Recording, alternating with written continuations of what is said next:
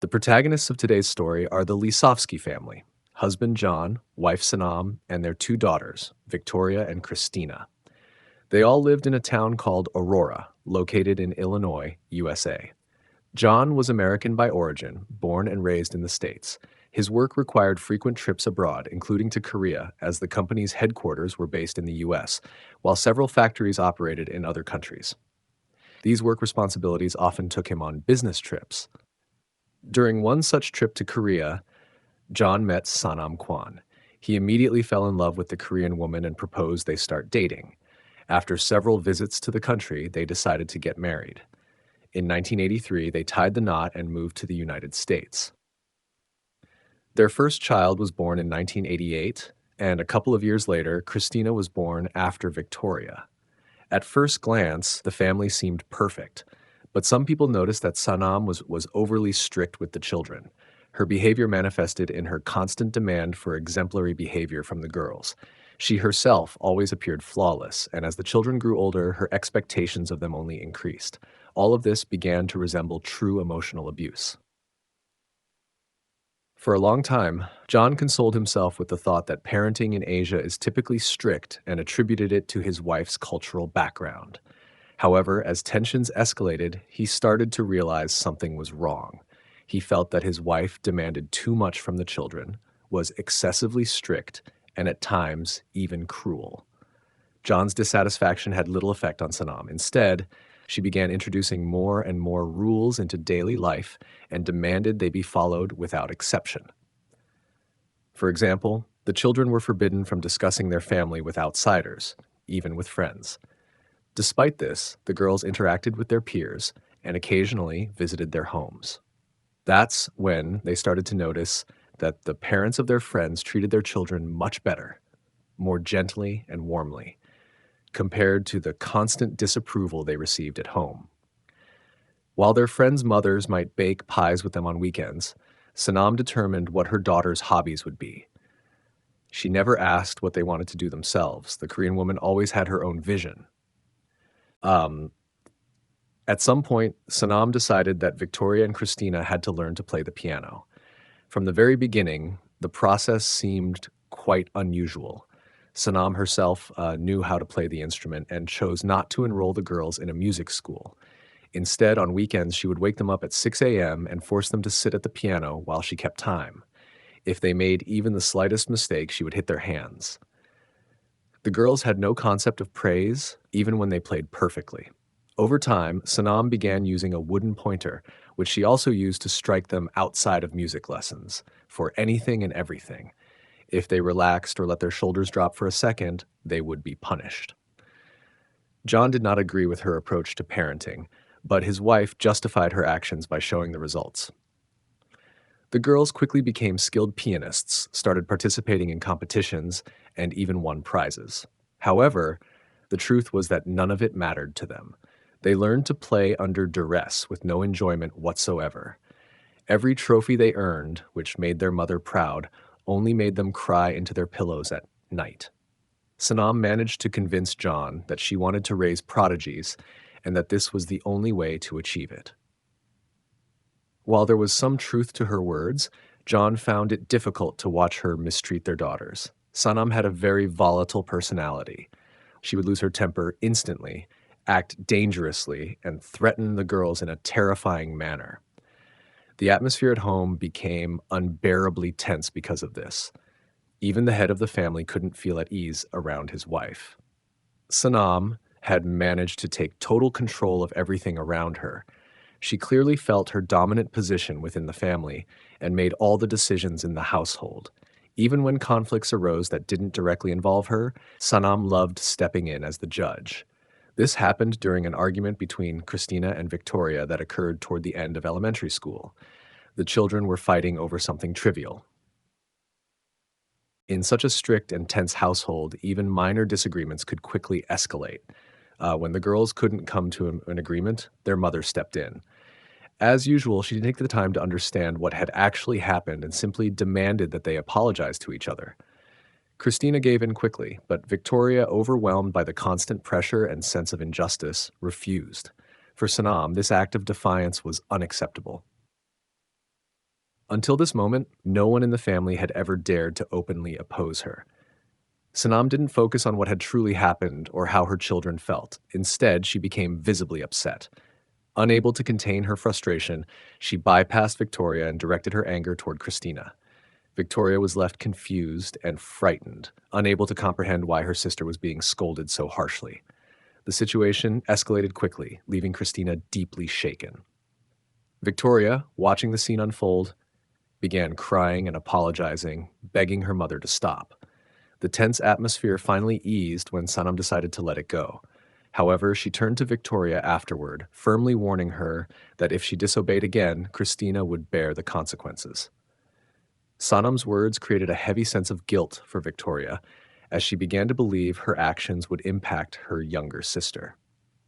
After this incident, Sanam became increasingly strict, and discipline in the household intensified. However, she was careful not to let her frustration show to the outside world. As for their father, John, he was often absent during these moments of tension. Caught up in his work, he frequently stayed late at the office. The growing distance in his relationship with Sanam left him hesitant to confront her directly, and he spent less and less time at home. While John may not have fully understood the extent of the situation, it was clear he sensed that the atmosphere in the household had become unhealthy. However, by the time he realized things had gone too far, it seemed as though the situation was beyond his control. John's inability to intervene left his daughters feeling unsupported. While he may have been focused on keeping the peace or managing his own stress, the growing tension at home had a lasting impact on the entire family dynamic. John also found himself at the center of troubling incidents. One afternoon, while Victoria was visiting a friend after school, she received a phone call asking her to return home. Though she had visible marks from her mother's earlier outburst, she said nothing, afraid of what might happen if she spoke out. Silently, she gathered her things and left, unsure of what awaited her. As she neared her house, Victoria saw her father standing on the porch, speaking with police officers. His face bore a noticeable bruise, and there was a small cut on his cheek. She overheard him calmly explaining that he had simply fallen and that everything was fine.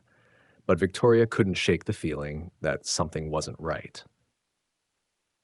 It later became clear that John had noticed the growing tension in the household and, after an earlier incident, tried to stand up to his wife to protect the children. This confrontation, however, didn't go as he had hoped. Sanam reacted strongly, and John found himself caught in the heat of her frustration. From that moment on, John became more cautious, choosing his battles carefully as he tried to maintain peace in the home. Sanam's temperament created an uneasy environment for everyone. John, deeply focused on his career, began spending more time at work, finding solace in his responsibilities outside the home. Over time, he advanced to a leadership role in a telecommunications company, which required frequent travel. This distance, while necessary, meant he was less involved in the day-to-day challenges faced by his family. The children, too, sought ways to spend time away from home. School, friends, and extracurricular activities became their refuge. While they did their best to stay out of trouble, their mother's high expectations and strict rules still weighed heavily on them. John likely struggled to find the best way to support his family in such a difficult situation. He may have felt unsure of how to address the growing challenges, but his quiet efforts reflected his desire to protect his children and ensure their safety. The Lisovski family's home life had turned into a turbulent and suffocating environment. This tension persisted until the daughters entered high school, a period when the distance between John and Sanam grew wider than ever.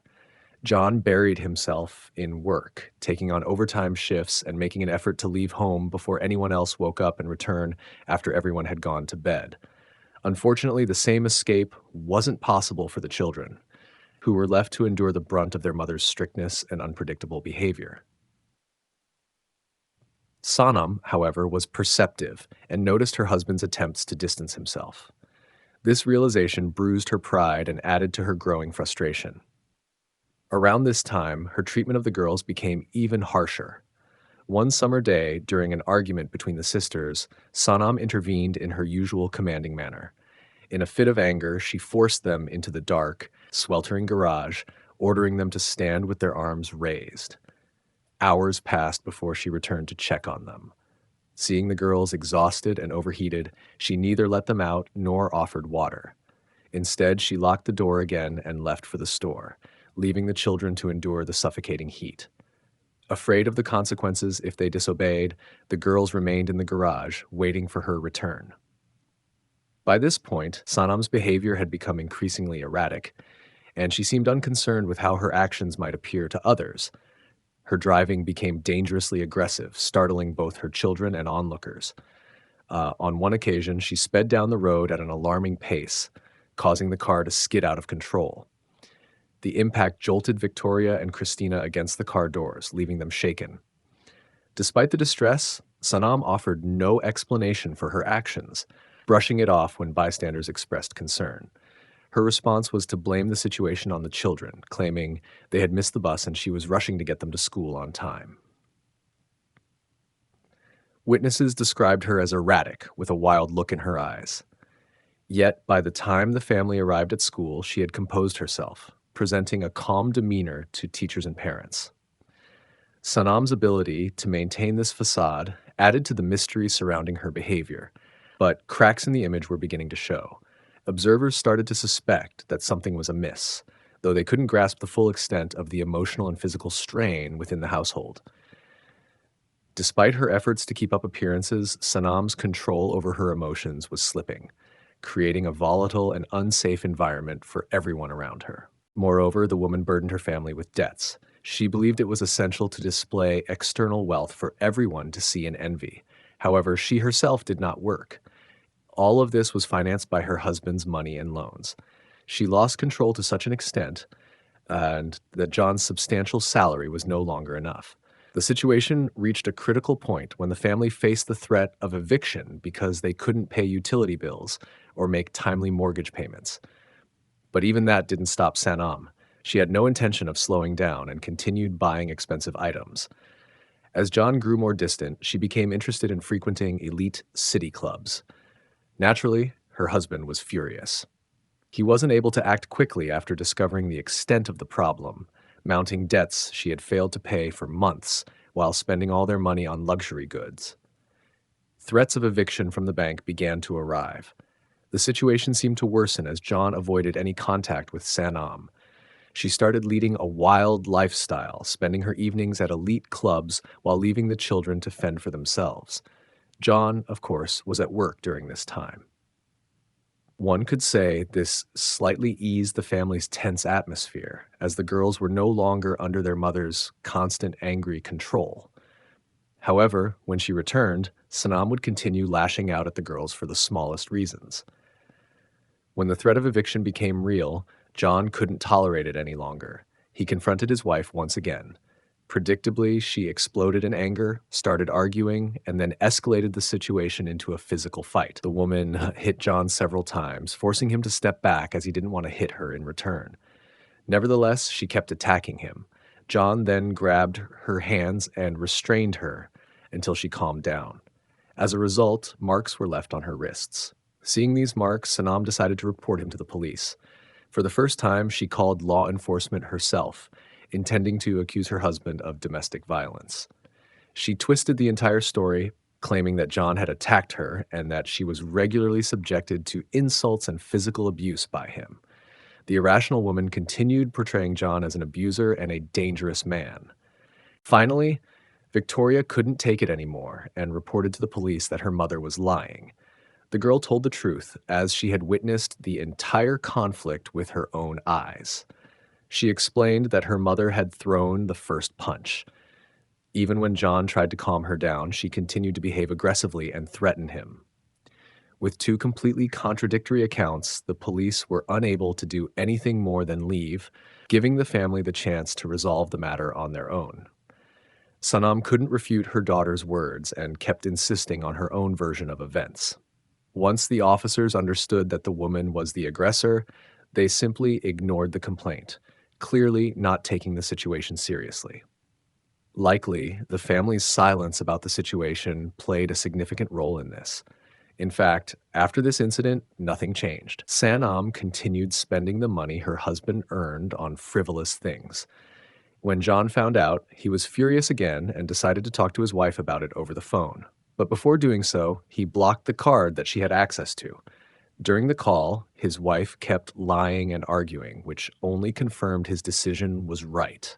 He had no idea what kind of disaster his action would lead to, even though it seemed like the only reasonable choice. When Sanam realized that John had blocked her access to all accounts, she grabbed a knife and stormed into his office with threats. She cornered him, intimidated him until he started crying, begging for mercy. Under the threat of violence, John was forced to unblock the cards. All of this happened in front of the children, who fully understood the horror of the situation and felt helpless. After these events, John threw himself even deeper into work, traveling more frequently for business, in part to avoid his wife and cover Sanam's expenses, including paying the bills. He was often abroad for work. In the fall of 2002, John went to China for a brief business trip. The girls were eagerly waiting for their father to return for the holidays, as was his wife, but he wasn't focused on that. During the trip, he met another woman whom he fell in love with. Now, John found any opportunity to travel to China, meet her, and spend as much time with her as possible. During this time, the thought of divorcing his unstable wife, Sanam, became more and more pressing. John sent an email to his wife saying that he wanted a divorce. Despite not having been able to fully fulfill his role as a father, now he wanted to take the girls to China to live with his new girlfriend. He had a significant advantage over Sanam, his stable income, something she didn't have at all. As a result, the seemingly perfect life that Sanam had tried so hard to present began to fall apart before her eyes. There was a real risk that Sanam would lose not only her money but also her children. She realized that the control she thought she had over her loved ones was merely an illusion. Now, John had escaped to another woman because of her overbearing behavior. Sanam called John, furious about his email and trying to pry into his personal affairs. The decision to divorce shocked her. John confirmed his intentions and said that the divorce process would begin as soon as he returned from his trip. Sanam became anxious and threw the phone at Victoria in a fit of rage, stating that her father wanted to take her and her sister to China. The older girl didn't hesitate, picked up the phone, and told her father that it was a great idea, as living with her mother had become unbearable. Victoria happily said that she wanted to leave the house as soon as possible and was eagerly awaiting her father's return. Of course, all of this was painful for Sanam to hear. In any case, John returned from his business trip for the Christmas holidays in 2002.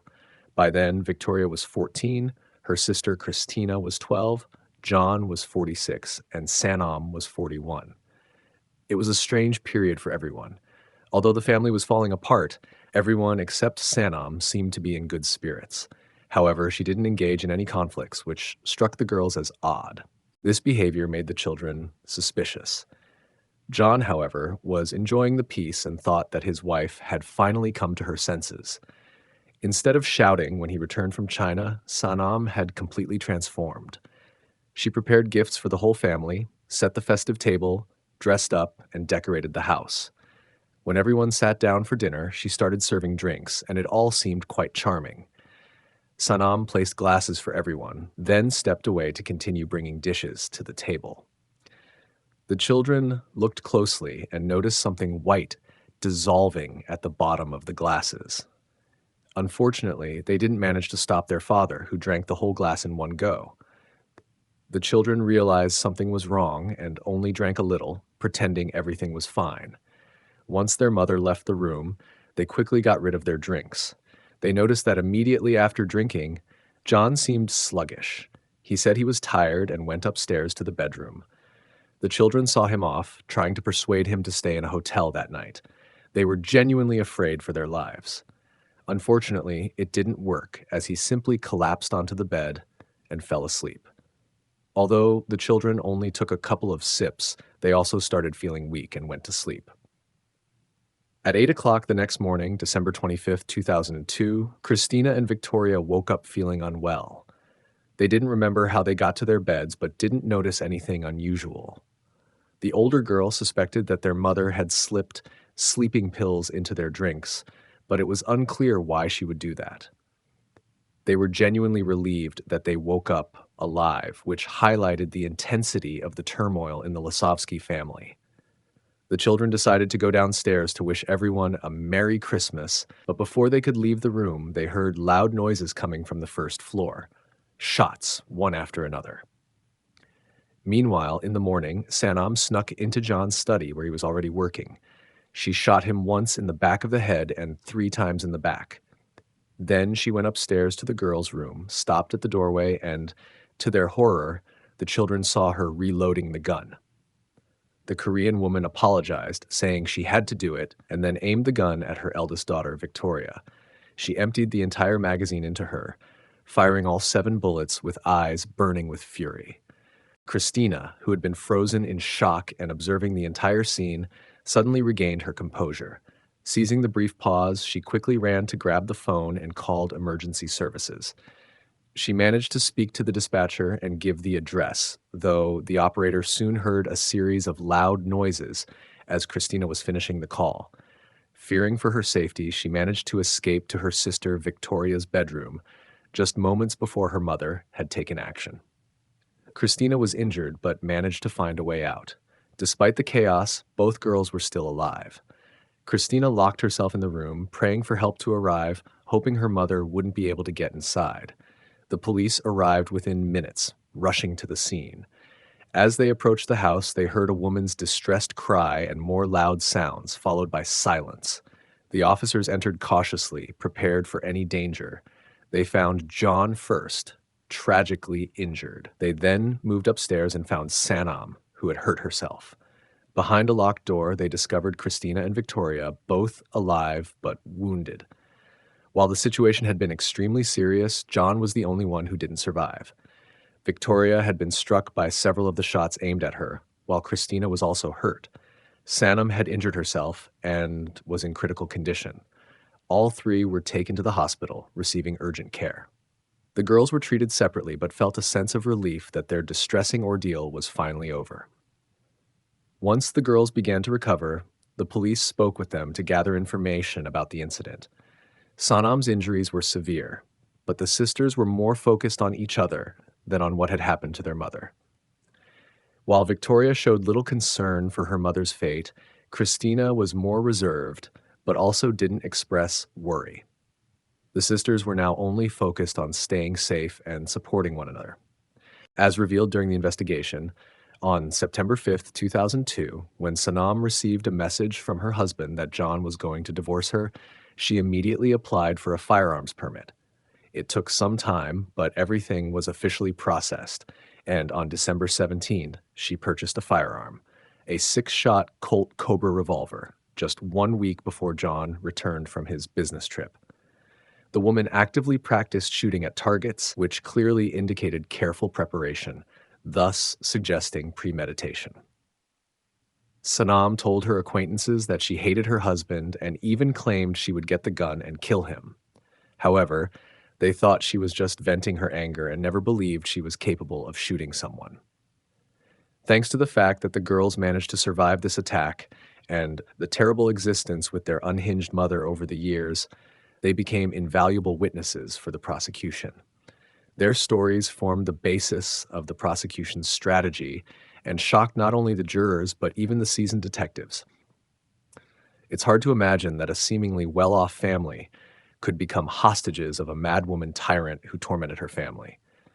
Sanam's defense team insisted that she was not mentally competent. The woman stated from the beginning that John had still not returned from China. The court accepted this request, and she was sent for psychiatric evaluation, where she was deemed fit to stand trial. The prosecution argued that Sanam had carefully planned the murder and attempted to kill her entire family, pointing to premeditation and a clear state of mind. At the end of the trial, Sanam was found guilty of premeditated murder and attempted murder of her children. She was sentenced to life imprisonment with the possibility of parole after 45 years. The girls were sent to live with their aunt and uncle on their father's side. Sanam continuously acted erratically in prison and denied all charges. Finally, in 2008, she confessed to her crime.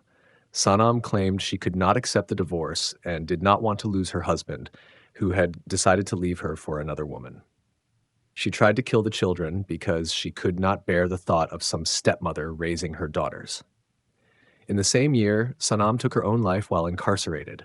Her daughters once wrote to her in prison, expressing hope for a future reunion, but that day never came. If you liked my work, please subscribe to the channel, support the video with a like, and let's discuss this story in the comments. Thank you all, and goodbye.